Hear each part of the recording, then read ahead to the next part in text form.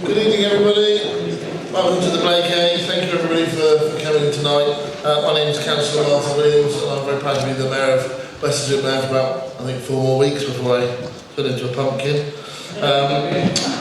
It's fantastic, such a great turnout tonight as well. It's really important that we get everyone from across the community here to share your views, and for us to listen to them and see some of the things that have been going on this year.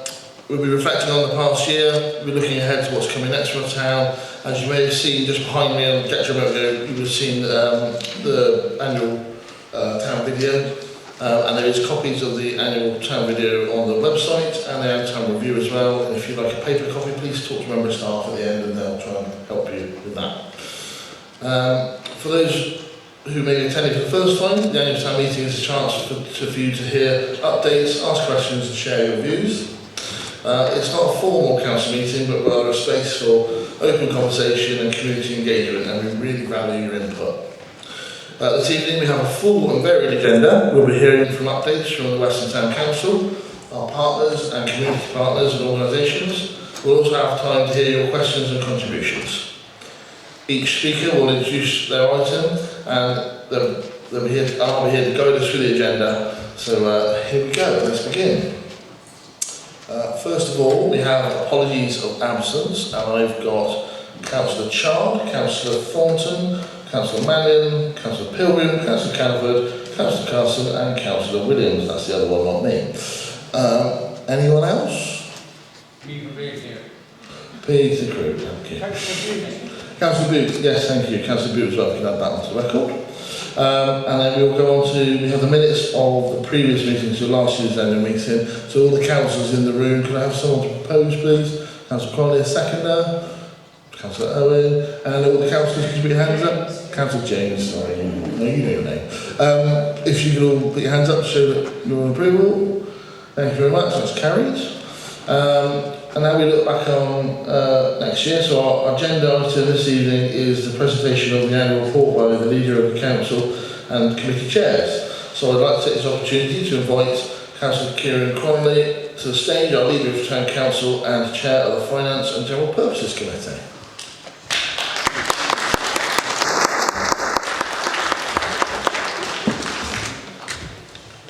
Good evening, everybody. Thank you ever so much for attending tonight at our annual town council meeting. It genuinely is really appreciated. So I'm Councillor Kieran Connolly, and for the purposes of the update I'm going to give you in a moment, I'm the chair of Finance and General Purposes Committee.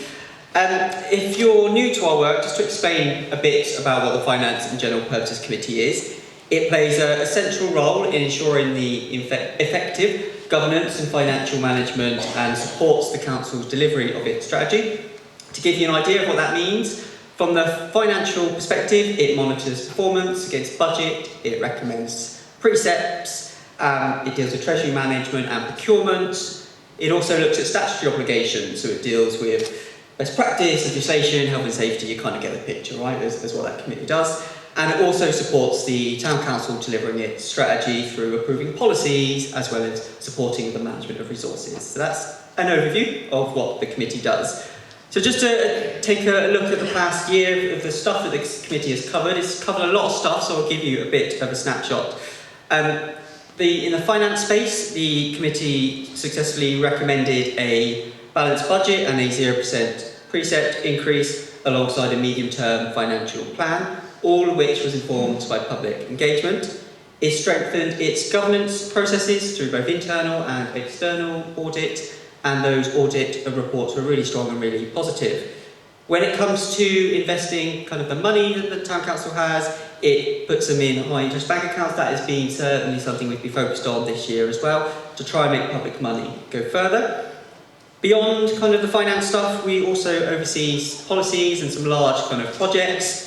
One of which is we've pushed forward with the Old Town Quarry, which is now completed, which if you've not been up there, absolutely please do go take a look up there. It's an incredible community asset. And that has included supporting funding for CCTV to be installed on that site.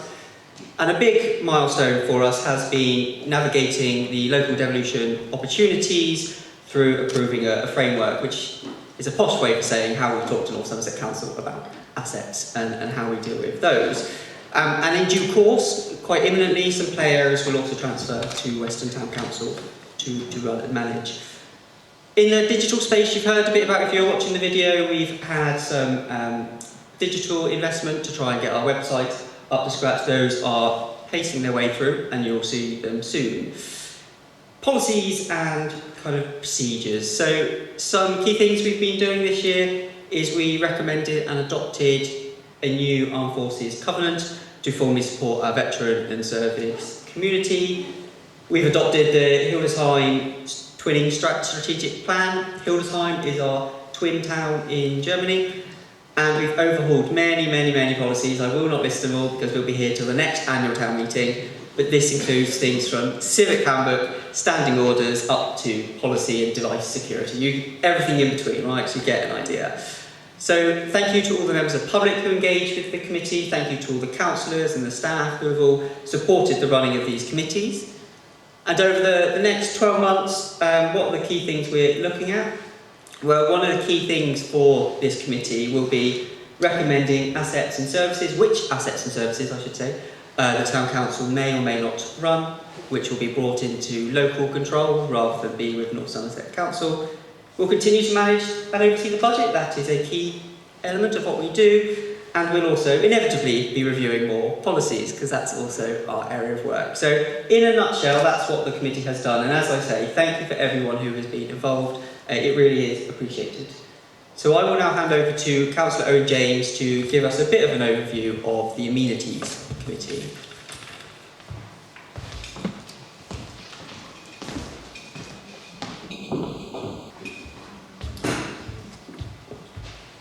I must say, it's an interesting concept, the mayor turning into a pumpkin in 4 weeks' time.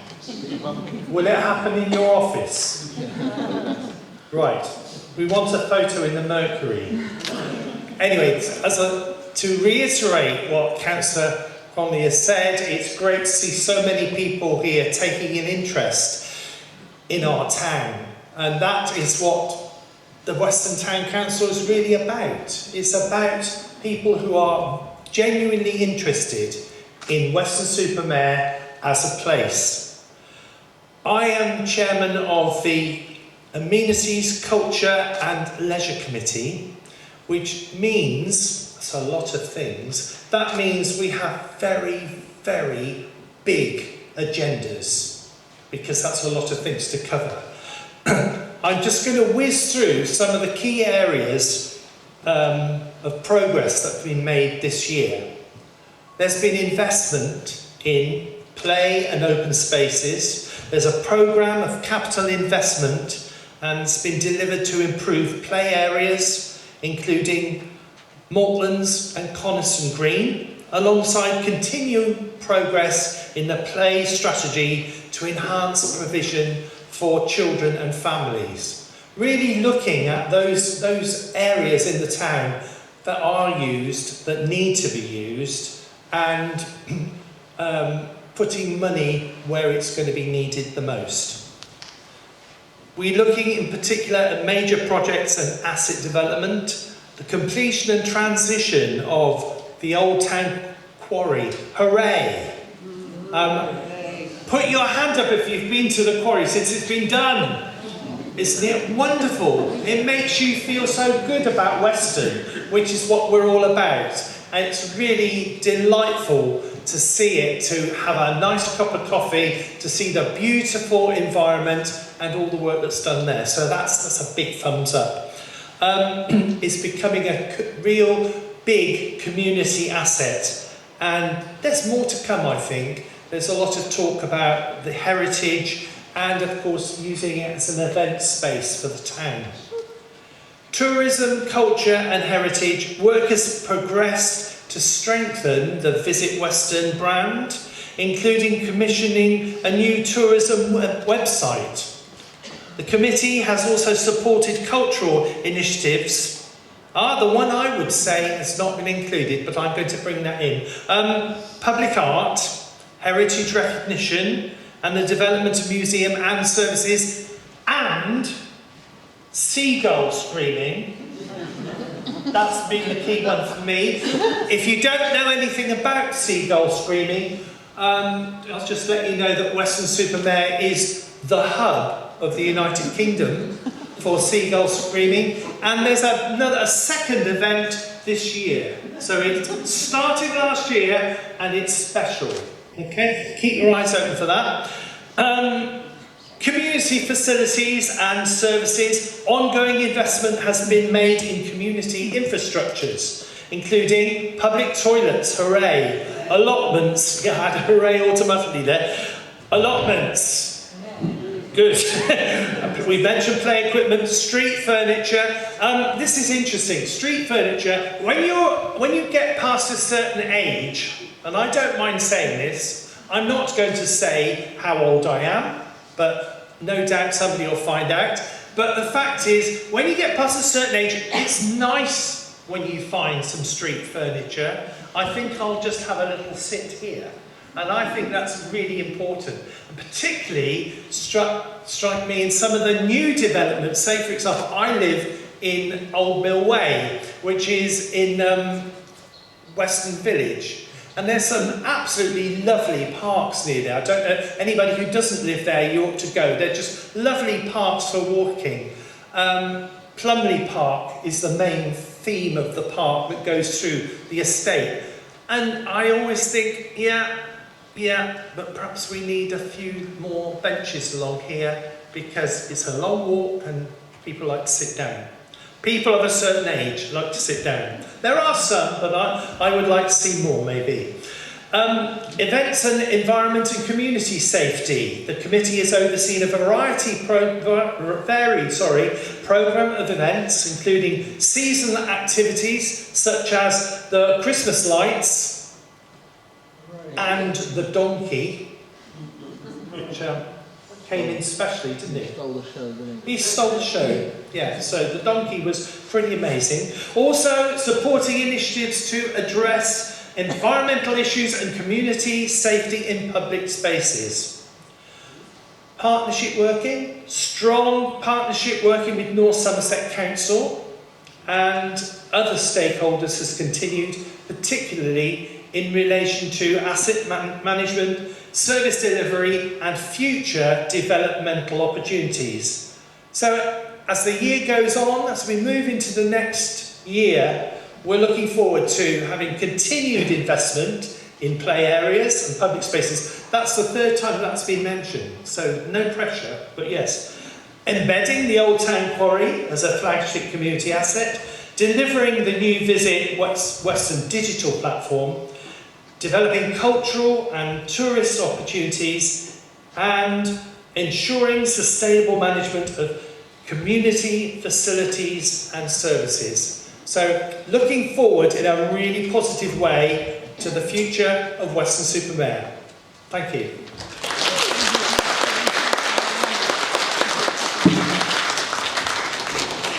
Now, introduce Councillor Caroline Reynolds from the Planning and Environment Committee. I'm going to say, yeah.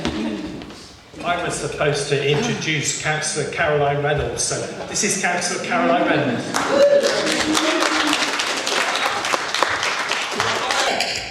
Thank you. Yeah, and welcome to you.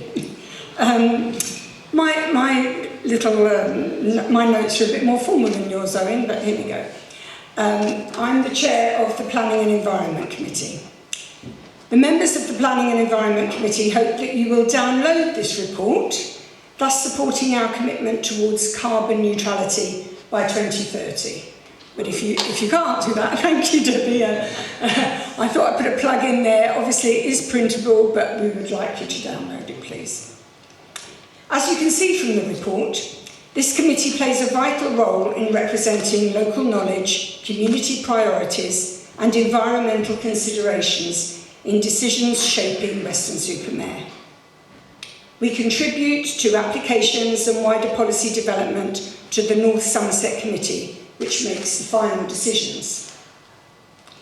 This year, as well as extensions and tree felling, applications have included changes of use, advertising and infrastructure proposals, renewable energy installations, and major redevelopment schemes. Public engagement remains central, with residents regularly contributing views that are considered in committee responses. Our climate change commitment has seen key progress in promoting tree planting, supporting community initiatives such as Bloom in Weston and the Community Fridge, and introducing hydro-treated vegetable oil fuel for our equipment. Our priorities include the ongoing engagement with North Somerset Council on planning and policy, progressing climate initiatives, enhancing green infrastructure and biodiversity, and supporting sustainable transport and accessibility. Thank you.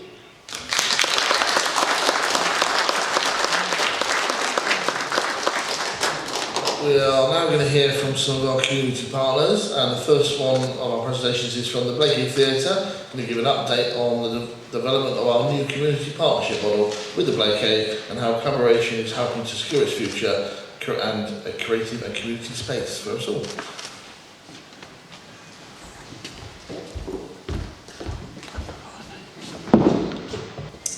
Hi everybody, my name is Rachel Lawrence and I'm one of the trustees of the Blakey CIO, the charity that took on running the Blakey Theatre last September. And I'm just going to say I'm very privileged to be speaking tonight on behalf of the broader team. Lots of things I'm going to be talking about. We did this, we did that. I can't claim any personal credit for, but there's a fantastic team that's been doing some brilliant things in the Blakey. So I'm just going to say a few words about what we've been up to over the last few months since we took it on, what we're sort of keen to do next, and I wanted to say a little bit at the end about how we run and what our operating model is, because it's sort of quite an interesting operating model. So we've had an incredibly busy and exciting first few months,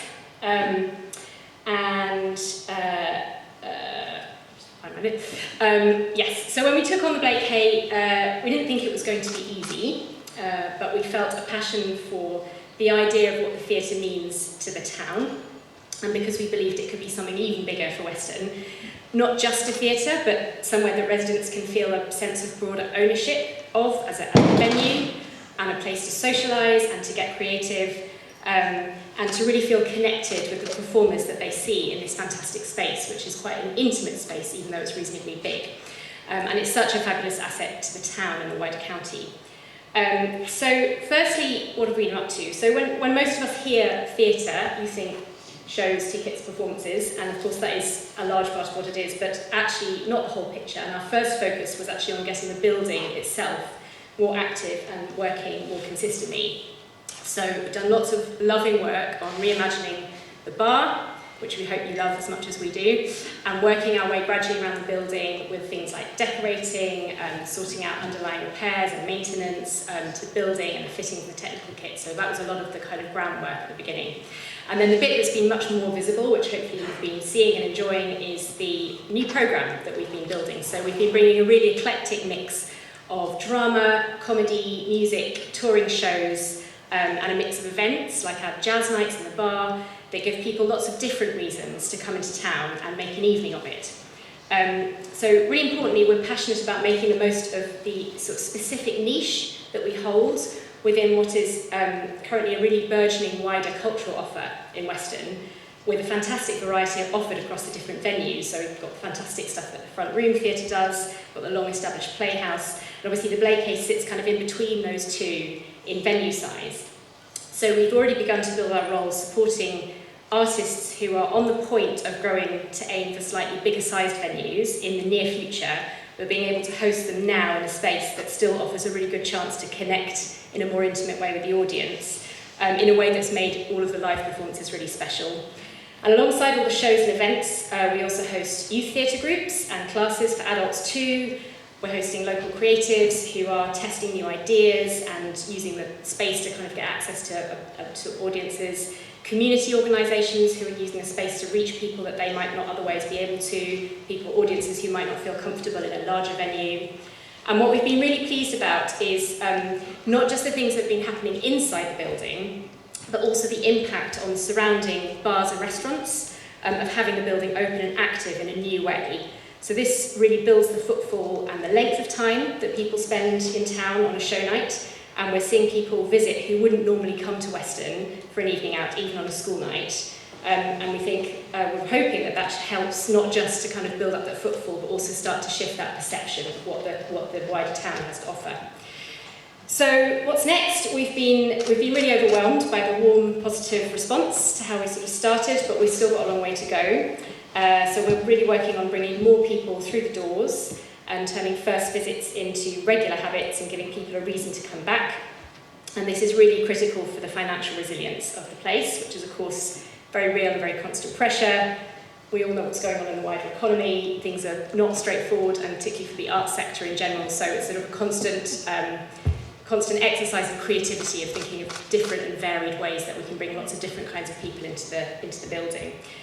We've got some really exciting ideas and plans. We're keen to bring some things back like the Literary Festival, maybe a Western Junior Arts Festival. In everything that we do, we're working on trying to find that sweet spot between what will keep the building working financially and what will make the best use of the building for local people from all parts of the community. So we're trying to work out creative ways to do things that bring shows in that sell and support the wider nighttime economy and make the venue accessible and usable, and sort of sit in that pivot point between those three roles. So we programme very much for local people with a bit of a mantra that there's no point having a great theatre if people can't afford to go to it. So for example, we'll bring something in like a big national touring panto, but then wrap local opportunities around it, keep the pricing closer to sort of village family show level than you might expect elsewhere, and look for sort of creative ways to give back to the community where we can, like when we hosted the Harry Redknapp, evening of Harry Redknapp, paired it with a free session for local volunteer football coaches, and worked with local clubs to raffle off VIP tickets for their fundraising. So we're sort of always looking for ways of tying together the sort of the more commercially viable stuff with that sort of community input. So to round it off at the end, how are we running? Because I think that's actually really interesting, and what's going into the mix to get this sort of new iteration of the Blake Hay running well and viably in the current climate. So we have quite an interesting structure, a combined structure with two parts. So we have a charity, which sort of runs the arts-based work, so the shows and the clubs and the community offer. And then we have a CIC, Community Interest Company, which is a sort of social enterprise which runs the bar, and all the profits come straight back into the charity. And yeah, that enables us to kind of do things in a connected way that make use of different parts of the building in ways that really work and feed each other. The only paid staff that we have are the casual front of house team and our freelance tech team, who do an incredible job making sure the audience and the performers have a smooth experience in every show, and also freelance colleagues who are running the youth theatre clubs and the other theatre clubs that have just started. And then alongside that, we have a small but very mighty team of volunteers and a volunteer management team who have been pouring their heart and soul, sweat and blood, and every waking hour into this labour of love. And I think they've done an absolutely incredible job. And we're also really lucky to have some fantastic patrons behind us. So we've got Michelle Terry, Jamie Moses, Rupert Graves, and George Ferguson. And that's been a really fantastic asset to be able to draw on the sort of wider connections. It's really helped get the programme up and running that we've been able to offer. So all in all, it's been quite a whirlwind for the team, but a really exciting start. And we're starting to see what sticks, where the opportunities are to grow new projects and offers, and what brings people through the door. It's not always what you would expect. There's been some surprises, things that we thought would be brilliant that didn't bring so many people, and other things that we weren't sure that they would fly that really did. And we're really keen for ideas and feedback. So I think there are some feedback cards knocking around somewhere. Please find one and write ideas on it for us. It's always very welcome. We really want the Blake Hay to be a place that people love to come, and that lots of different kinds of people love to come. But most importantly, we want the theatre to play a supportive and a catalysing role as a part of the wider cultural ecosystem in the town, and the wider nighttime economy, and the wider community and voluntary sector. And we really see ourselves as sitting in that kind of three-way point and having a role in each of those three sectors. So I'm just going to close by sharing a really lovely email that we got last week, which made us feel very happy, and it captures exactly what the kind of impact that we're trying to make. It's very nice to get an email like this. So I'm not going to read the whole email because there was quite a lot in it, but just a bit of an extract from the beginning and end. So this person said, "Dear Team Blake Hay, as a lifetime resident of Weston-super-Mare, I have to say how delighted I am to see your programme of events in the theatre." And then she goes on to explain that she hasn't been able to come to some shows recently because she's been travelling. And she says, "Seeing your programme over the last few months has played a part in my decision to remain in the town when I sell my property. I had intended to look towards Clevedon because of the Curzon, or Bristol, where there are so many more cultural attractions. Seeing your programme has given me hope, and you can depend on at least my patronage as soon as I'm back from her travels. A really big well done for what you're bringing us." So we're very chuffed. We wanted to show off a bit and read you the email, but it really motivates us to kind of keep going. There's a lot to do, but it's bringing a lot of joy to those who are running it, and we hope to those who are coming. So we hope you're loving this gorgeous space as much as we do, and we can't wait to see you here soon at a show or an event or an activity. Thank you very much.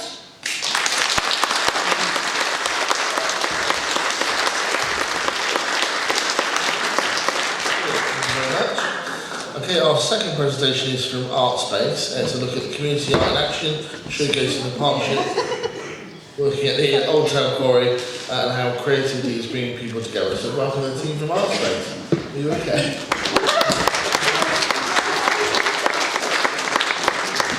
Hello, I'd like to make a mention. Let's put us all at ease. Lovely to see you today. My name's Abby and Sarah, and we're volunteer directors of Western Art Space. It's really exciting for us to be on this stage because a year ago we were at the start of the next chapter of the journey of Art Space. We were sitting here looking at the others in the community who were telling great stories, and it's just so exciting to be here and to talk to you about our last 6 months. So we'll start with kind of who we are and where we've come from. So Art Space, for those of you that don't know who we are, we used to be on High Street. It was founded originally by arts organisation Terrestrial back in 2019, and then a group of community artists and volunteers took it on in 2020 and set it up as a community interest company. So we're very grassroots. We are totally volunteer-led and self-CIC. We've got lots of local artists, makers and community members that love to share the creative space, and it's really important in our community to have these spaces for people to thrive. It's not just about art, it's about making accessible creativity, well-being, connection and confidence. So those of you that think, I'm not an artist, I don't fit in there, that's not true. Come and see us. You do. We've got a really tall task for us in our new chapter. Art Space has always been member-led, it's been artist-driven and it's community-focused, and that's really key. Everything is built around the people of Art Space, and we grow around what they need in our community. We're guided by a very small director team, which we're growing, and we're growing the model to create more sustainability and more resilience in our office so that we can ensure that Art Space is there in its new home for years to come. We love being on our new nature space, and we're getting fantastic feedback there. We've just put on a new advisory board, which has been fantastic, so we're building in with other independent creative organisations in the town, getting an awful lot of feedback that way, and we're bringing our members into that model as well, so their voices really matter in that development of Art Space, which I think is really key, and hopefully will help us create the right opportunities for our community as we go forward in that space.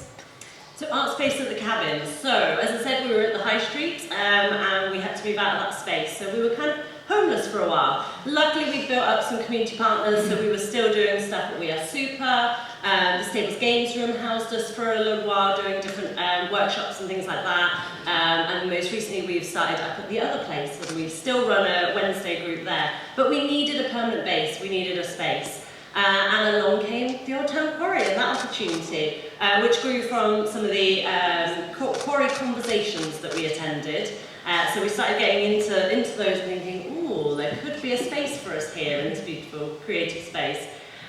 So in 2025 we formed a partnership with Town Council, and we secured some funding which was supported by Culture West Arts Membership funding through WECA and Arts Council, and also supported by Bath University and North Somerset Council. It was definitely a big project, wasn't it? Getting open and getting moved in and setting everything up. But opening week was incredible. Again, we got some funding from the Town Council event grant, so we were able to put on activities, events. We had loads of visitors on the day, and then that first week we had so many people through running different creative workshops. And we did a little feedback form, we got 100% positive experience, 87% felt improved well-being, and 100% felt more connected. So, and then also in the first 3 months, we gained 40 new members into Artspace. I think you know you're doing something right when you make yourself adrift. You've got that engagement from people, even in that space without a space. When you've got no home, people come together in those spaces and you grow that movement. And then as soon as we hit the ground running, we went, I think they'll come. It's a beautiful space. And they came. And they came when they hadn't come before. And they came when they had come and then left us. And so we have this instant community growth, which has been amazing and challenging. In the time that we've been there, we've done business as usual, which looks like, as Zara will tell you in a minute, all kinds of different things.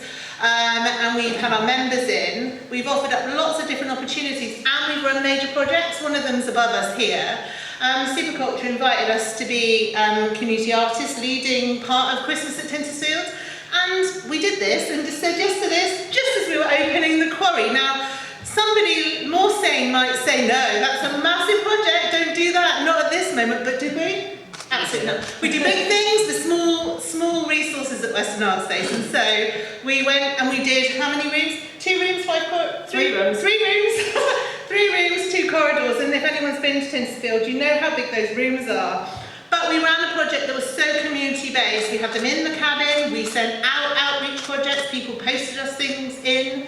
We had people making, and over 60 spoons. Never say spoons to us again. But actually, some of those quotes there tell you the impact of what we were doing. Allow me to feel part of a beautiful co-creation experience in the community. I've had so much fun creating with other people. A purpose, it's magical. Inclusive and inspiring work produced on Western community is working together. And we knew that there was an accessibility issue sometimes that people go into that space in Tintersfield. So we worked with the town council to bring people to the quarry, and we created that experience because we hadn't had enough work. We created that experience in the learning cabin, which they let us use in our own cabin, which was really brilliant because we brought Tintersfield Christmas up to the quarry, and it was there for a good amount of time. So in our first 6 months, as Abby touched upon, we've done an awful lot in a very, very short space of time on mainly just the 2 of us. So we now currently have 48 members, and as we said, currently keep growing. We've got 10 volunteers, so the volunteers now open up the space, they run groups up there. We've got the regular groups, which is open to all, so not just the membership, so anyone can come and use the space to join in one of the groups, and we do it on a pay-what-you-decide basis, because again, we want to keep everything very accessible. So we've got a sewing group, photography, sketchbook, collage, hooked, monthly workshops led by artist Joe, who comes and uses the cabin on a Wednesday evening. We've had 18 participants for community learning, doing textile processes. We have a monthly members show and share, so someone volunteers to show their artwork and do a little workshop with that. We've also had members' artwork that has been sold through the cafe exhibition as well. And then we had most recently the Easter Open Day, where we saw 290 participants making all sorts of Easter bunting, Easter cards, and pom-poms galore. It's really nice though, because that's a development of audience. In some of those, there's all kinds of ways that people are coming to us and getting involved, and we're listening. We've got lots of suggestions coming in as well as we go along. And we asked some of our members as well for you, because we all like a quote, as we were saying. So really getting down to the bones of why Artspace was started, and you know, we're holding it now, but it's been held by all kinds of people who are very passionate about Artspace through its history. Western Artspace has given me creative friends as well as confidence and opportunity to grow. I'm so grateful for the opportunity to volunteer at Artspace. It gives my life meaning. Quality time at workshops with my family doing something creative that doesn't involve screens. I think that gives you 3 very different perspectives of why Artspace matters. I'm passionate about it because I'm a trained arts professional who was doing a day job and didn't have an arts community. It's done it for me, now I'm standing here passionate, so it really does that for people, it lifts them up. So our future art space. So our membership is open to anyone to become a member, and that gives you access to the cabin to create, make, work together, work alongside others, access all the groups for free, but a big part of the membership is about the connection and working alongside others. So we also do obviously pay what you can afford or what you decide for public access. We have socials, we have meetups, community connection, volunteers, open the space, and this is continually growing, and we're looking to expand into opening some more evenings, especially now we've got the lovely light evenings now. We're looking to develop a bit more of a workshop programme, and we've got plenty of skill sharing going on between members, which is lovely. We're also looking for additional funding and possible potential new funded projects coming up, and we may be involved in Tinsfield again, so another lovely community project. Paid opportunities for artists as and when we get, so in terms of paid work, when we get funding, we pay our artists to run workshops and things like that. We support mentoring and creative partnerships. We've got a work experience student with us this week, in fact. We're building our advisory board, and it's nice to see a couple of them in the audience this evening. And there's loads of opportunities for members to help us shape the activity as we go along.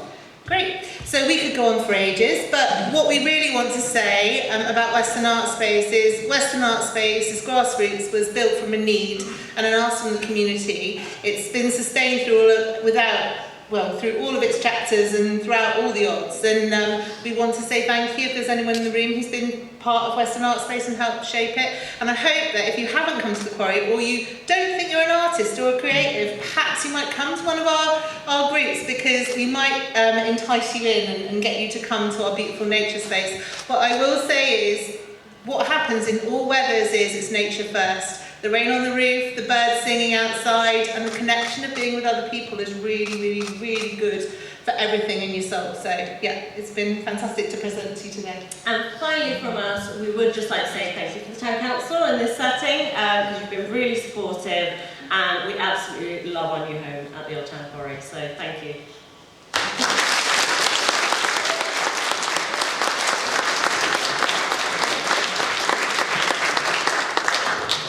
Okay, our third and final presentation is from the Fridge of Free Stuff, and we've got one of our members of our wonderful volunteer team here to talk about the inspiring example of an environmental project delivering multiple community benefits from reducing waste to supporting residents via a volunteer-led project.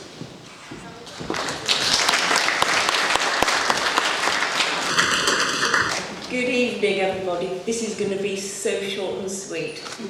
So, my name is Lisa, and I've been a volunteer at the Fridge of Free Stuff for, I reckon, 4.5 years. I've been both a collector, so that's picking up the stuff from the supermarkets, and I serve in the shop. I chose to become involved with this because I'm quite passionate about food waste, and also through reducing food waste, it makes a positive environmental impact. I used to read statistics about things like how much food waste was being discarded into landfill by shops, which is perfectly edible, perfectly, fine to eat. It's just that they think that people just won't buy it, so they prefer to clear their shelves and make way for new stuff.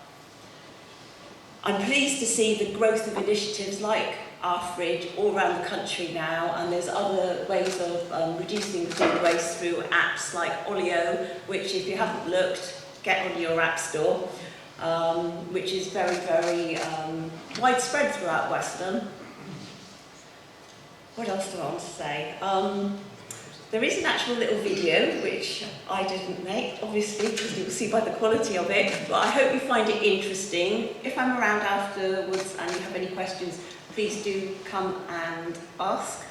The fridge is open Tuesday, Thursday and Friday, 10 till about 11:30, or when the food runs out, and on a Saturday, which is usually when I volunteer, and it opens at midday. Anyway, thank you, and I hope you enjoyed the video.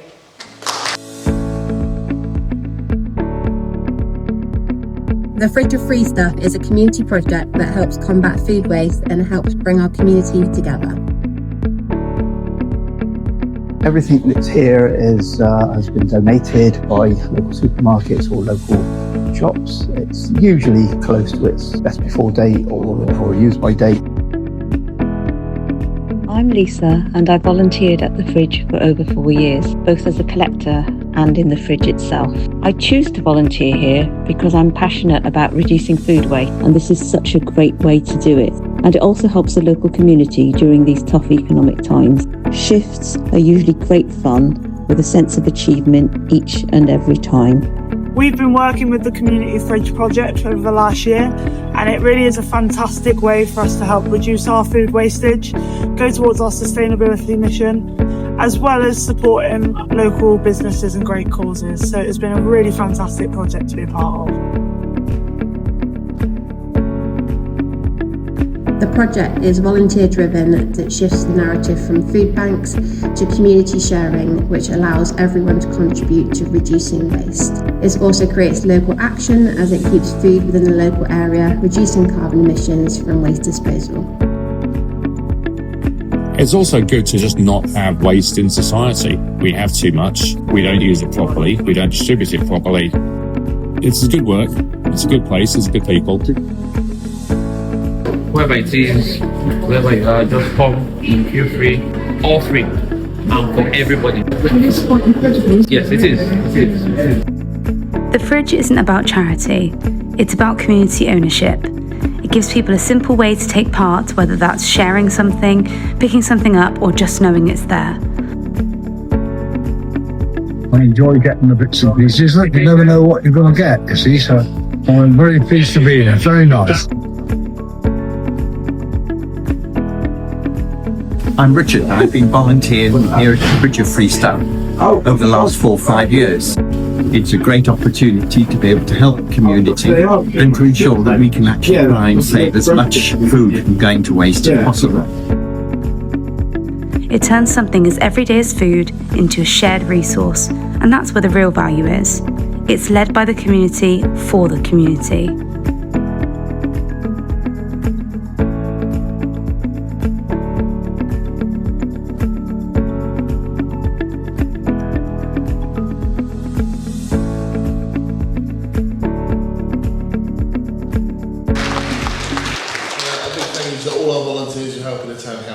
We've got a really good team of volunteers helping across our estate, which is brilliant. Right, now it is question time. If I can first invite up to the stage the CEO, Sarah Pearce, Councillor Kieran Cronley, the leader of Town Council, Deputy Mayor and Chairman of Communities, Owen James. I got your name right as well. Okay, so a little bit of housekeeping. So we've got Hannah and Matt. Where are they both? There's Matthew. There's Hannah. I can't see Hannah. Hannah's at the back there.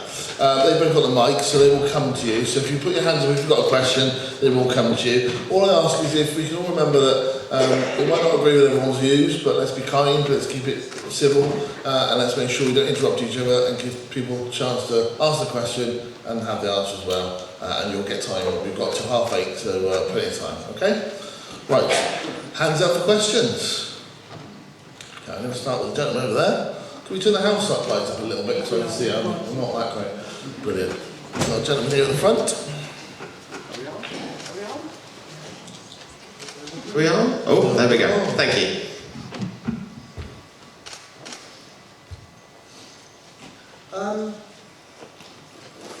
Just bear with me.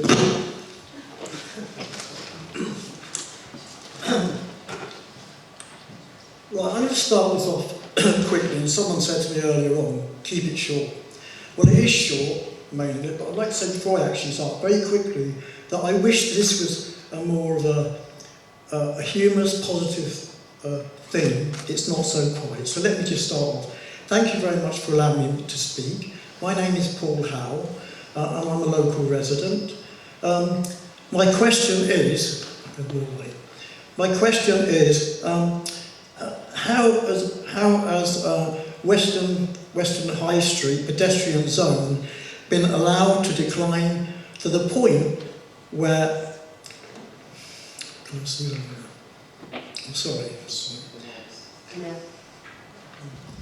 Yeah. That's better. That's better, thank you. Allowed to decline to the point where official police figures record 93 cyclist and e-bike collisions since 2020, causing 49 injuries, including 5 serious injuries. This is a pedestrian zone where residents, older people, people with disabilities, parents with children, shoppers and visitors should feel safest. Yet residents continue to report dangerous riding while there is still no clear for the public account of complaints received, enforcement actions taken or preventative measures implemented. So will the Council today commit to stronger enforcement, transparent reporting of incidents and complaints and a clear safety action plan with deadlines before a fatality occurs? Thank you.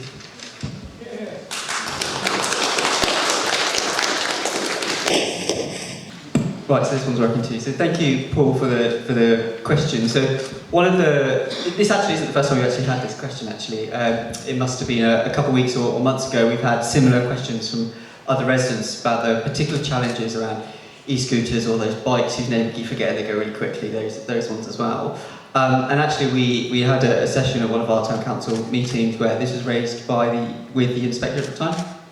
We particularly raised this point as well. And what we've seen over the last few weeks is there has been some kind of what I call day of actions. There's been some points in time where the police have gone out and they have taken action on these, whether it be bikes or scooters or what have you.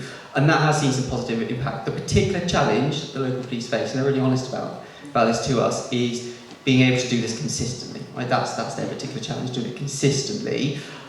So on your point about what other measures there could be, I'm quite happy to speak to you to understand what your thoughts are on that.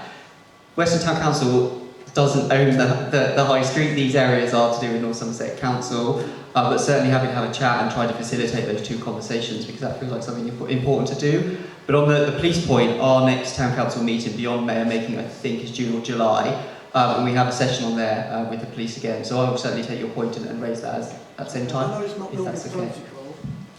But can I just retort quickly on that or not? Yeah, basically, I know Councillor Charter something at last meeting on 26th of March.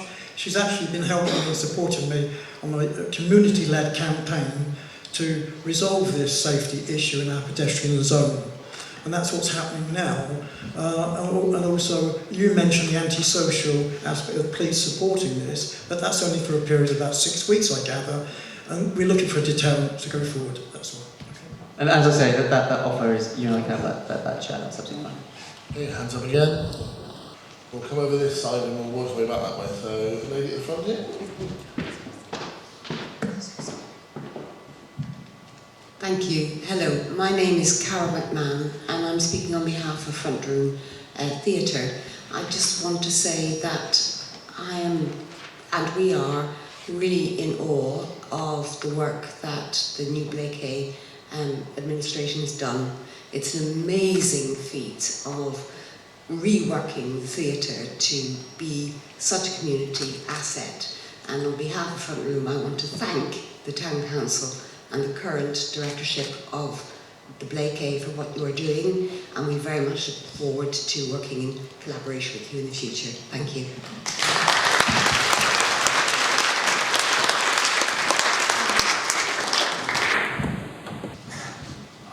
I'm sure you'd have a complete 100% agreement from the stage. I personally, as you have said, absolutely delighted. When I came to see, the first thing I saw after the refurb, my jaw dropped really. And the person I was with said, "Are we in Weston-super-Mare?" And I thought, yes, we are. And isn't that great? So it's great that people are noticing it. And just to re-emphasise what Owen says there, it's the team here have put in incredible effort, and I know they've got bigger plans, so do keep watching out. And also I just wanted to take that moment to go from that, if I may, to thank all the Town Council staff, because this was a big shift from the Town Council running it, and actually we felt there could be so much more benefit to the town if a community organisation ran it. So we took, not gamble, that's not the word, but we took a leap of faith. That's a great phrase. This is why the town clerk's up here, to make me not say stupid things. And actually, I think it has worked out really well. So credit to everyone else. Hands up again. And we'll have this person in the middle here, please.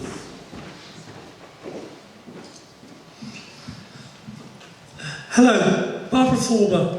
A year on from me asking this question, when are they going to sort out the number 7 bus? As the gentleman said earlier on, the footfall in the high street has gone down. I reckon that is because of the number 7 bus. I think that's absolutely fine. So buses aren't a town council thing, so it's a real challenge to answer that question for a town council to take action on something it doesn't control. But you're not the only one who's raised questions about the bus. I know it's happened on North Somerset Council in that forum, so you're certainly not the only one. I think for us as a town council, I would say whoever your local councillor is, I'm not quite sure what area, I'm not going to ask you to tell your postcode, I would certainly suggest raising that with them too, and again, I'm quite happy to have that chat too, and for them to lobby. It'll be a mixture of North Somerset and First Bus, it'll be a mixture of the two. So that's certainly one thing I would say. If you're not sure who your councillor is, ask one of the team or come ask me, we'll work it out fairly quickly. I do understand the confusions between Weston Town Council and North Somerset Council. It is confusing for people, and one of the things the Town Council can do is keep pressurising and discussing and bringing things back to North Somerset Council, which, things like that, we certainly will. Yeah, I think that's absolutely correct. So please do, if you email it to me, I will forward it on to North Somerset Council. We don't do nothing, but we don't have the power and control to make it right. But we will still do, and we have had one success with a different bus route, so we will keep lobbying North Somerset Council for you. So please do write in and we'll happily pass it on. Okay, hands up. The gentleman at the back there in the white t-shirt. So, mate, a bit of a run, mate.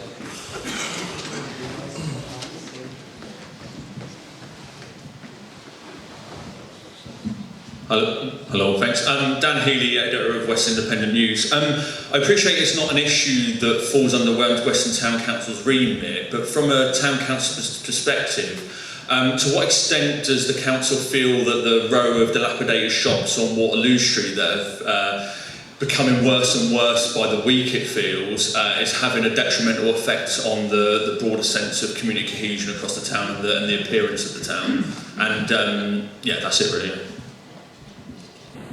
Thank you for the question. I think it's a real challenge, isn't it? Like shops that we are empty or really struggling with occupancy. I think the shops along that way, it is a real shame that continues to happen. And this hasn't been for a couple of months. This has been for a very, very long time. I think almost for the entire administration we've had here, actually, for some of them. One of the particular challenges with the shops in that area is they are owned in some cases by private individuals who it is quite difficult to get them, to entice them, whether that's positive enticement or negative enticement, to get them to get the shops let or occupied. I know that it's not this council, but North Somerset Council has a scheme, a pilot they'll soon be setting up that the government are funding around trying to let empty spaces in particular problematic areas. That is certainly one of them, I believe, that they are looking at. Certainly more needs to be done, and my plea to those owners, I suppose, who have those shops, is to really look at opportunities about why they're not being let, and to really focus on getting those let, because it is a real shame that that's not happening. I think one of the things that's very interesting as well has been the development of Weston has changed. And for example, when I was a teenager and working in the town, there was always footfall down that part because we had the hospital there. And there was loads of people, and people were going to get their lunch and so on. So in a way, things have evolved and changed. I'm not saying it's good, but that's one of the reasons. Another thing that is noticeable in the way the town's developed is there are seaside towns often don't have just one town centre, because you've got the sea, and so it's sort of, we come to a line, if you like, And we've got about 3 or 4 shopping areas in the town with a lot of people using those as well. So it is an issue, and you're absolutely right to raise it, and the Town Council will continue to work alongside North Somerset to investigate what we can do, because yes, absolutely, it looks vile and it's very sad. And those of us who are a bit longer in the tooth can remember all the shops that were along there in the days gone by, and we need to do something about it. I'll also say, I'll give credit where credit's due, that the local MP's done a good job on getting arts and centres back open. The North Somerset Council have worked quite hard on getting some of the other shops on High Street turned around. So hopefully, fingers crossed, we can hopefully see an improvement soon maybe, which would be great for the town. Any more hands up? Lady here in the blue, Matt.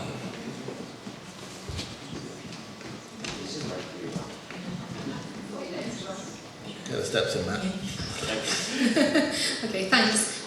Yeah, I'm Louise from Western and North Somerset Trades Union Council. So I'm asking a question on behalf of the trade unions. We were really pleased that in 2020 the Town Council signed an anti-racism pledge, and we saw some great work against that pledge. There were 6 actions against it. I won't go through them all, I'm sure you know them, but we took 2 really good community meetings in 2021, 2023. But sadly, we've seen in the last year, I think, certainly a perception that there's been an increase in community tension relating to race. So we've seen things like graffiti on local businesses, some sort of quite racist comments on social media, and quite shocking, I thought, in September, people outside the town hall for the town council meeting chanting "send them back." They're only a small group, but they're a very noisy group, so it's a real concern for us. So the question is it time to revisit that pledge? What actions are planned against it? And we understand that Councillor Reynolds leads the work. It seems a huge piece of work for one person, and it's must be very stressful and problematic piece of work. So we were just sort of wondering what support does she get, and what are the plans for the future? Thank you.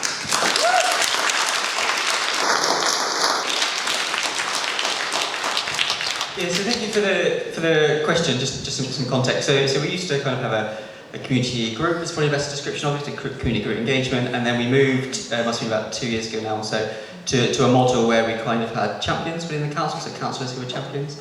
And you're right, Councillor Reynolds is the anti-racism champion. I think my reflection is we definitely do need to reflect about how we put a bit more support around our champions, and not just anti-racism armed forces. We've got a couple champions. Because actually I think it's become a wider piece of work than we expected. I think that's my honest assessment of it. So we are actually talking about this as a council, and actually we recently had a peer review from independent councils who suggested we need to put a bit more support around those roles. We just need to navigate what that is. That probably means closer terms of reference, closer reporting, officer support, a mixture of things. So it's hard to answer your question because we need to put that wraparound in first. In order so it doesn't feel like a massive burden to one individual or a couple of individuals who may be sharing a champion role. So that's where I would say we're currently at. What I would say is that the last year I think has had a lot of people with different opinions, either side, entrenched, whatever. What hasn't been okay has been some of the language that we've seen, and I also particularly reflect on some of that language that has been aimed at certain councillors. That's not okay. They're all volunteers, they're all unpaid. No one stands to be elected to be told to do, read the words that I'm not saying. So what I do also want to say really to those councillors who are champions as well, whatever that might be, if they do want support from the council, it is there. But my message to the public as well is to support your town, support your councillors, because they are there to represent you. We don't always agree. That's democracy sometimes. But do certainly support your councillors because they are there to represent everybody. I would just like to add to what Kieran said. When I first became a councillor, which was 3 years ago, I thought I expect everybody's going to be very much in their own little camp. And so I sort of knew who my party was. But within very, very short time, I realised that all the councillors are all people who care about Weston, and they are all volunteers. Let's get this quite clear. We are all volunteers on the town council, and we're all in the same boat because we care about Weston, and that's one of the things that you all care about Weston because you're here. So we're all in the same boat, we're all supporting each other, and we're all hoping to move our town, lift our town up from the low bits, celebrate the high bits, and move forward together.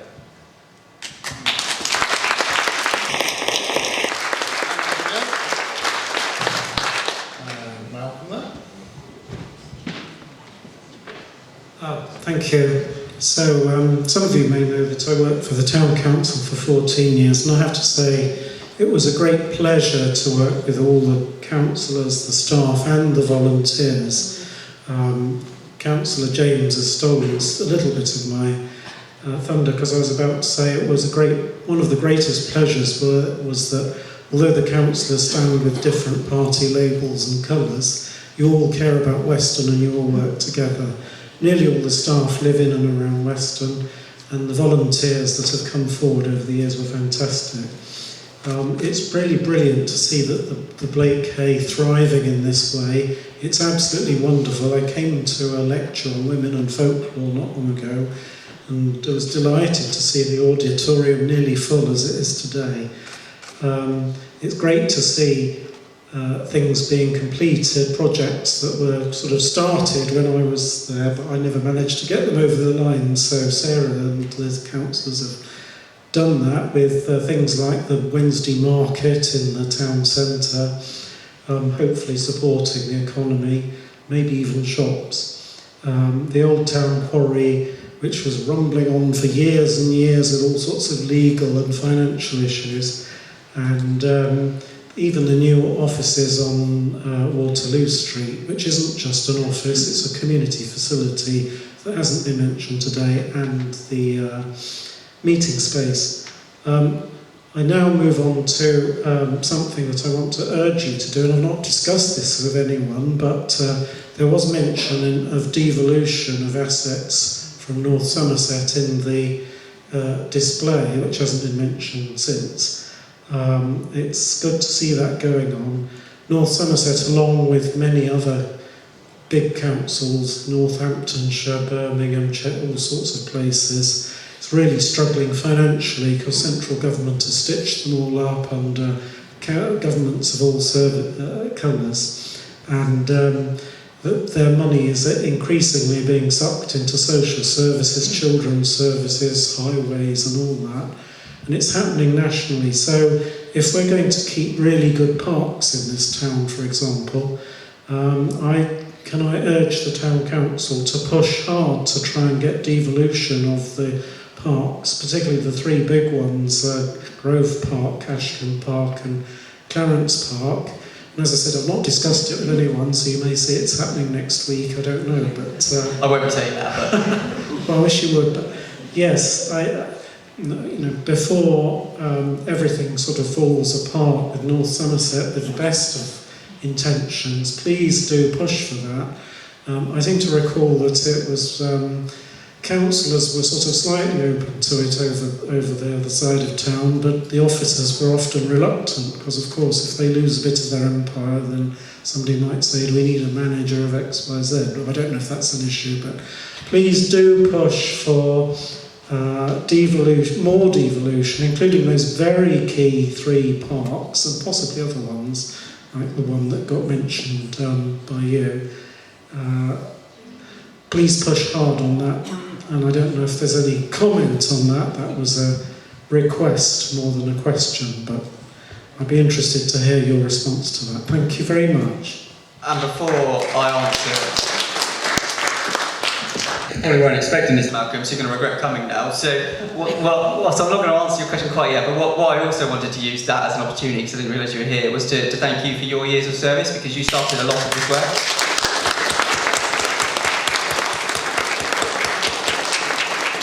So thank you. Yeah, because actually some of this stuff has been rambling on for a while. So on to your question. Don't worry, I won't deviate from it. So when we talk about local devolution, we are predominantly meaning things like parks, play areas, some services, but predominantly it is the things that many of you will use. And we are certainly pushing very hard. We have a devolution start and finish group. I happen to be the chair of that by pure chance. And we have a list of assets, some of those that you've just mentioned there. Where we particularly are at the moment is we are effectively drawing up a list over many periods of time, so many years, to discuss with North Somerset when they transfer, what can transfer. And one of the important milestones was in February, we've agreed our framework for devolution, which sounds really boring, right? But it's really important because it says to us how we're going to make those decisions. We will only take on assets where we believe we can deliver better value, for example. You know, we're not going to take on something that we don't think we could do it better. There's no point in that, right? So certainly we are pushing those. Some of those assets are fairly sizable, require substantial due diligence, so it's not coming tomorrow. The things that are more likely to come tomorrow, and I mean metaphorically, right, are some parks and play areas, because these can be transferred over a licence agreement and then a freehold later on. So we certainly are working on them, and if you're really interested, the devolution start and finish group gets reported to finance and general purposes, so you will actually see the minutes. It will be many years to do all of it, whatever's relevant, whatever we decide. There will be some coming, the easy low-hanging fruit, as we call it in the trade. There are some big harder ones to navigate, because if you take Grove Park as an example, there are many assets in Grove Park that you would need to make a decision whether to take all of them or some of them, so it's slightly more complicated.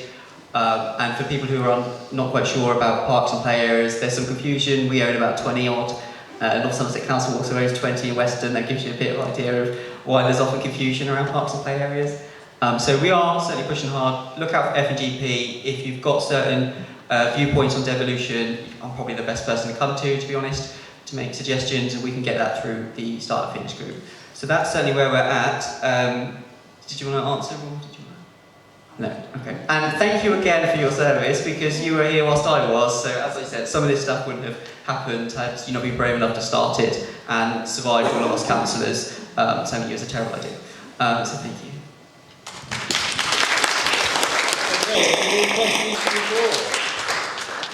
Oh, yeah. Hi, it's John Turner here. Weston Town Council spend about £100,000 a week of the public money, and the communications and the openness of that information is very poor on the website. PDFs per month are actually shown. Can the council actually look at putting that in an Excel type format so that people can monitor the expenditure per month? It's a snapshot at the moment, it's virtually impossible.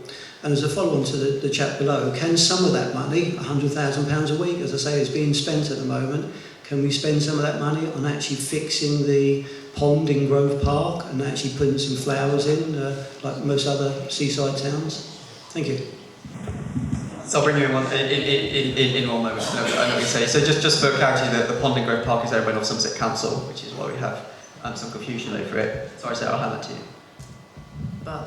So we're working with North Somerset to see if we can push it forward, because there is a problem there. It's an expensive problem, I'm told.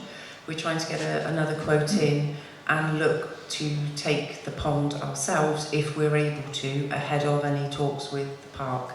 The wider park with the devolution, because we understand it is an important part. It was our home since 2000. We all worked in Grove Park, so we're really passionate about Grove Park as a council. So we are trying to do that one.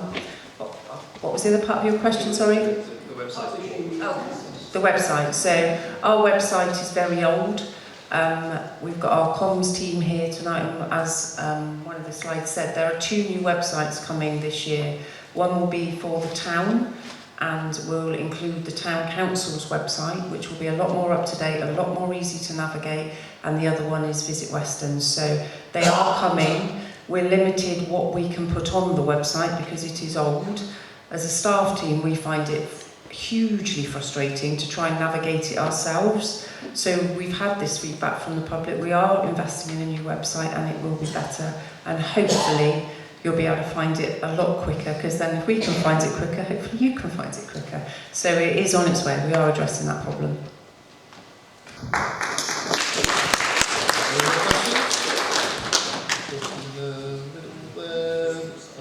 Do the back first. Yeah, kind of on the back.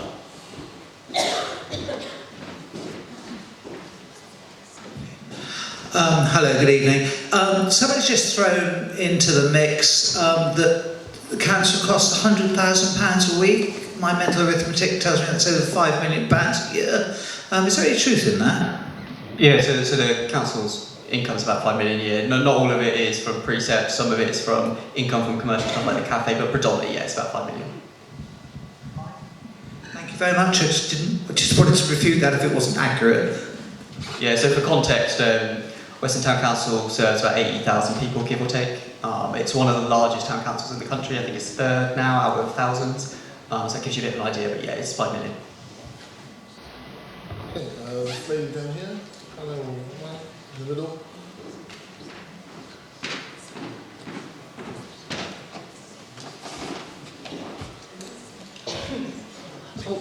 It's just a request really. I'm an old-fashioned girl. I've lived in Weston all my life, and I am very keen on Weston and want to promote it whenever I can. I do an awful lot of litter picking because there doesn't seem to be enough litter bins down the boulevard. And one of my problems is that I never know what is North Somerset to complain to, or is it the town council? Because nobody seems to know unless you know somebody in either or. And I think it would be just so helpful for people to know exactly what North Somerset Council is in charge of and exactly what our local town councillors are. I'm not an internet person and I wouldn't be sitting here tonight unless I'd got that leaflet posted through or it was somewhere and my husband picked it up. And I think there must be tons of people in Weston-super-Mare who'd be really enthusiastic on joining things in terms of the community and helping and volunteering, if only they knew who to turn to and what it was North Somerset Council and what was Weston Council. So you're not alone, and I can tell you on behalf of every councillor here, we also sometimes don't know which council it is, and I've got the complexity that I have for Similar Homes because I do Hayward Village as well. So that's a third party in there. So for one of the things that we are doing, so we're trying to make it clearer where it is a town council. Not everyone likes to talk about dog bins, but dog bins is a good example. We're starting to make sure the ones that are blue or have our logo on as a minimum, but blue is what we're aiming for. So then when you see a green one, you can go, that's North Somerset Council. So we're trying to make that a bit clearer. And one of the other bits we've been reflecting on is very much about we need to get better at communicating what is us, what is North Somerset Council. We definitely need to do that. Our website is part of that. Our notice boards are another. It's even more complicated. We don't own every notice board, so we're taking some on. So we know we need to solve that problem. It's never going to be perfect, I can certainly tell you that, but we definitely need a lot more work to do. What I would say is if you're not sure which it is, that's also why you elect councillors, to support you, to get you to the right place. So I'd also suggest, I'm not going to ask for your postcode, but do let us know if you want to come down and speak to me. We'll find out who your councillor is if you want to navigate that. But we definitely know we need to do better, and it is one of the things that our peer review recently picked up that we published in about 3 months or so, that we need to get better and clearer about who's responsible for what. Because some of them are both. Play areas was an example. We've got 20, North Somerset got 20, we've got some dog bins, North Somerset got some dog bins, Persimmons have got some dog bins too, so we need to get a lot bit better at it. Probably not enough dog bins, I have to say, and probably not enough litter bins. Yeah, no, there's definitely not enough dog bins. I don't disagree there. Hands up here, Debbie. Hi, thanks. Speaking on behalf of Western Housing Action Trust, and I know you're not directly involved with housing matters, but given the number of private renters that there are in the town centre and around Weston Town, will the Town Council be doing anything to support the new West of England rent campaign, the We Rent campaign, to help affected residents understand the changes being introduced with the Renters Reform Act on the 1st of May? I understand the North Somerset Council had an event in the Italian Gardens today, but it was during the day, and so many private renters are at work. Could something be done at weekends? And if it's for Weston, is it something the Town Council? So this is just raising awareness of the support that private renters or even private landlords could expect to see about these changes coming in. Thank you.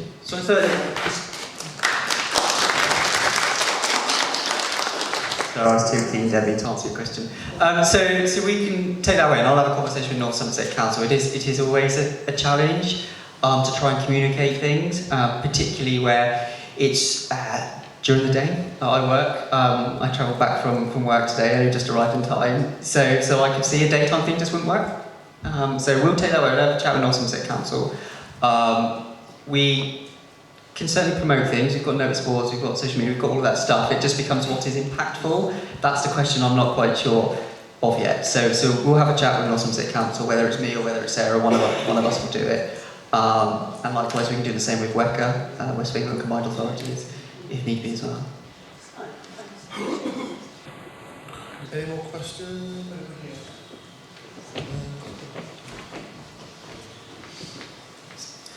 My apologies, this isn't a particularly well-formed or thought-out question, but as there's been a number of people talking about finance, and in one of the earlier slides you said the budget was prepared in consultation with the public. How many people turned up to this year's public consultation? There didn't seem an awful lot, and there weren't an awful lot the previous time, so I'd just be interested to know how many. So we hold the consultation in a number of ways. So there are in-person consultations, we do online surveys, and that's all combined. This year it was less actually than last year that actually responded to us. So some of the work that we're doing this year is to look at how we get that message out further and what type of questions we're asking. Because I think some of the feedback when we have spoken to community groups, community partners about our surveys, they're too long, they're too complicated, they don't understand the difference between us and North Somerset Council. So we're actually going to do a lot of work this year on community engagement and how that looks, and that will be more in-house and drop-in sessions at Grove House at 32 Waterloo Street with our councillors, with senior staff, with our managers. So we're going to do it throughout the year and build the picture rather than all the surveys going at once from us, from North Somerset Council, because people get bombarded with surveys at the same time because all the budgets are set at the same time. So we're working on that. The first stage of that is that community engagement strategy, which has just been adopted, and we'll progress from there. But it's a valid point and one we need to get better. I don't think we'll ever get round between 80 and 100,000 people, but we need to work with our elected members and use all the avenues we possibly can to make sure we reach as many people as we possibly can. Let's press you on an answer then. Can you give me a figure? I only went to one of the engagement because I was working with two of them, so I have to rely on you for that. Yeah, I think it was about 800 surveys and consultations in person with a lot. So it's a very small number of people for the town. So we are working on that with the comms team. We're trying, and with councillors, to see how do we do it better. But I think to put that into perspective, actually that's more than North Somerset had in some of their surveys, and that was for the whole of North Somerset. So it is a problem all local authorities have in getting people to respond in. So it's a constant, we've got to look at it in different ways, use different measures, use different vehicles to get people to come in and speak to us like you all have tonight. Any more questions? Any hands at this side? No, any more? You've got one there, Martin, just... I can't see anything. Oh yeah. Sorry, sir. Thank you, Martin. My name's Ian. I grew up in Weston and then moved away to Bristol for 40 years, and I've recently returned. And the first point I want to make is that Weston is a great place to live. It's got so much going for it. It's right on the seaside. The tide does come in twice a day, and you've got a lot going on here. You've got the Birnbeck recreation, and you've got Western AFC doing really well, and give the town some credit. It's a marvellous place to live, and I'm so pleased to come back. But my question is, I'm now a volunteer at the Community Free Fridge with Lisa at the front. Hi, Lisa. And I'm now aware that so many things in the town have to be staffed by volunteers, whether it's the fridge or the community transport or anything. You all know that without volunteers, the place would just collapse. So how do you go about recruiting more volunteers? There must be so much untapped talent out there, whether it's like recently retired people like myself or possibly young unemployed people. How do you recruit more and more volunteers? You need to be more proactive, I think. So I'm going to let Sarah answer that point, but just on volunteers, it's a really good opportunity again just to thank all of the volunteers at Town Council and actually across the town, because there are many organisations. Some of you know my background is I've worked in the charity sector for 15 years, Citizens Advice, YMCA, all organisations that rely on volunteers, so I really understand the value of volunteers. Like, without volunteers, this town will not thrive, will not move. So I wanted to thank all of you, regardless if you're with the Town Council or not, for that. But on your specific question, I'll let Sarah answer that because it's a bit more operational in detail. Thank you. So we've got over 200 volunteers on our radar that work with us, work closely with Graham, and that's across all our services. We don't expect volunteers to do the jobs that paid staff would. We use our volunteers to support our paid staff in the services that we offer, and that's because they want to come and support us, not because we're going to run a service that has to be voluntary led. The Fridge of Free Stuff was a really good example. That was a volunteer initiative that came forward, and we enabled that volunteer initiative and support it with 2 members of our team. And volunteers wanted to do it. They wanted to do that, so we're enabling that. How do we do it? Word of mouth. We have a dedicated, Graham is in here somewhere, who's at the top there, who's at the back, our volunteer supervisor. So we pay somebody to make sure we're working with volunteers in the right way, to give them all the support they need and make sure the opportunities we have are matched for them. So it's the right people in the right places doing the things that they want to do with the right skills, and we're really passionate about that, because it wouldn't work if you don't have people. We've heard from Lisa, we've heard from Abby and Zara in their work today, and the Blake K, where volunteers are so widely used, but they're people that want to give back to their community, is how we do it. So a lot of ours is word of mouth. People come into our reception and ask us, how do I volunteer? We have 2 phenomenal people that come in every week on our reception with Julie, week in, week out, because they can. We've had people in our finance team that come and support our finance team. So it's we see it as we're enabling people in the community that want to be part of a community back. It's not an expectation for volunteers to do what it is, and we're really passionate about that. So word of mouth, working with, having somebody dedicated that looks after those volunteers, working with partner organisations. A lot of our volunteers volunteer for many different things because they want to. Some just do the same thing all of the time. So, and that goes from our councillors all the way who are unpaid as well, all the way down into people in the community. So I don't think there is a magic way of building volunteers, keeping volunteers, engaging with volunteers. We've just done it since we took over the museum, and we started with a handful, and now it's over 200 every single month that volunteer with us. So, and we really wouldn't. We have thank you evenings and events for our volunteers. We really would not be able to do what we do. You're kind of the icing on the cake of what we do, and we learn a lot from volunteers because everybody's got their own skill base, everybody's got their own experiences. And for us as a town council, I truly believe that's what makes us stand out from other organisations, because we work together with the right people in the right places doing the right things. So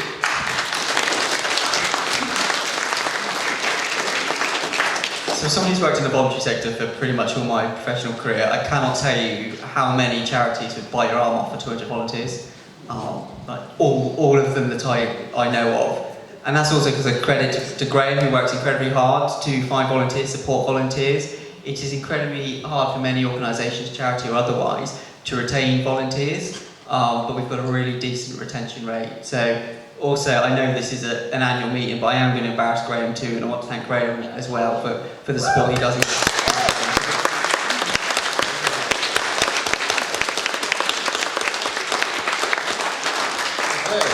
Any more questions? Lady there. You've got 2 on the left hand side. Oh yeah, we'll be next one.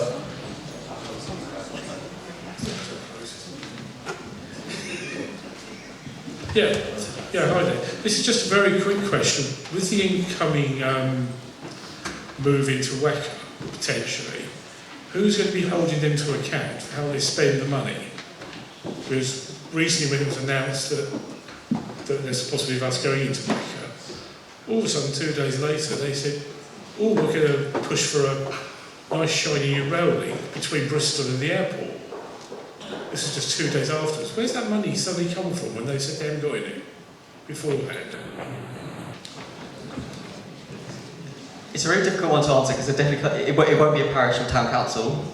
Usually what happens is in these arrangements you kind of have scrutiny arrangements, which usually, sorry, the lights in my eye, which usually will have a representation from those councils that are within the Wecker area. So predominantly it is likely to be a mixture of North Somerset Council, but also the mayor would be elected, so in theory the public and those. So it won't be a town or parish council because we're nowhere within any of those structures. We are just parish councillors. Think of Locking, Banwell, that's the equivalent of us. It is more likely to be the scrutiny elements that get attached to Wecker and have representation from North Somerset Council is the more likely element for that.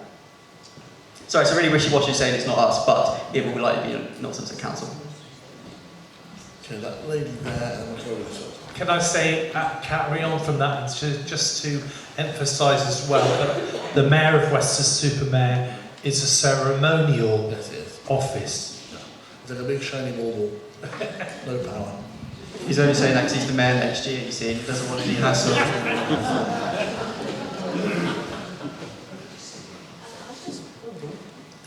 Yes, working out. I just wanted to ask whether you're looking at opening the museum on a Sunday. It does seem very strange that on the weekend when more children, young people, visitors are in the town, the museum is closed.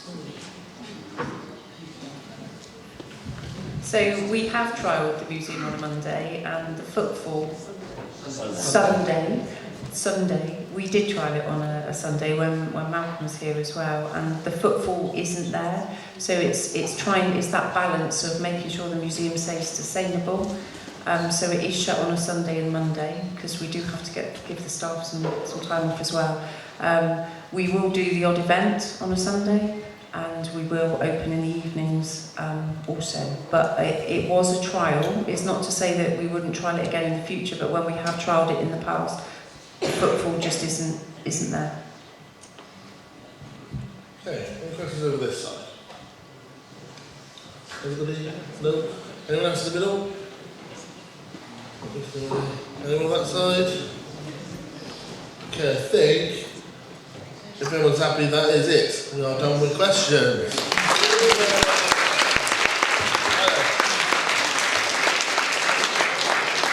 That brings this evening's meeting to a close. Thank you everybody for attending, thank you to our speakers, thank you to everyone who's taken part. All your contributions are really important to us.